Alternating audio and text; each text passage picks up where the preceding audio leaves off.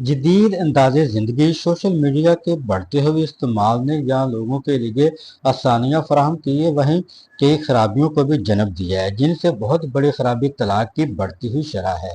इसका सबसे बड़ा खमियाजा बच्चों को भुगतना पड़ता है। अक्सर मर्द व ख़वातीन अलैदगी के बाद दूसरी शादी कर लेते हैं। पहले बच्चों को यतीम खाने या फिर चाइल्ड प्रोटेक्शन ब्यूरो के हवाले कर दिया जाता है, जहाँ वो सासे महरूमी के साथ परवरिश पाए जाते हैं। इस मौका पर माहिर नफ्सियात डॉक्टर नसीर अहमद कालू का कहना था कि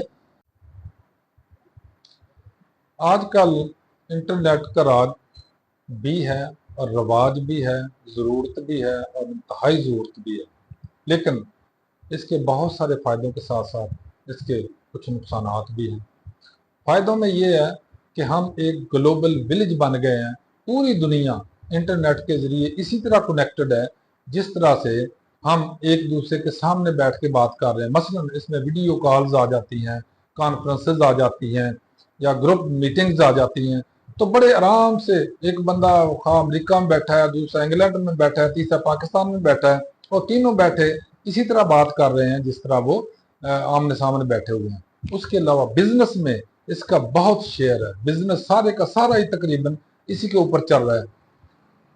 इसके अलावा इसके बाकी जितने भी फायदे हैं वो हम लोग अटेन कर सकते हैं, फायदा ले भी सकते हैं। लेकिन इन तमाम मफादात और फायदों के साथ साथ इसके बहुत सारे नुकसानात भी हैं, जिसमें सरे फहरिस्त ये आप मुआशी नुकसानात समझ लें कि इंटरनेट की वजह से बहुत सारे लोगों के पैसे चोरी कर लिए जाते हैं, अकाउंट हैक कर लिए जाते हैं। उसके अलावा अखलाकी नुकसानात बहुत सारे हैं कि दूर बैठा बंदा एक लड़की बन के दूसरे लोगों को बेवकूफ़ बना रहा है और कई चक्करों में वो पैसे बटोर रहा है। उसको बेवकूफ़ बनाने के साथ साथ नुकसान भी उसका कर रहा है, खुद भी बेवकूफ़ बन रहा है वो।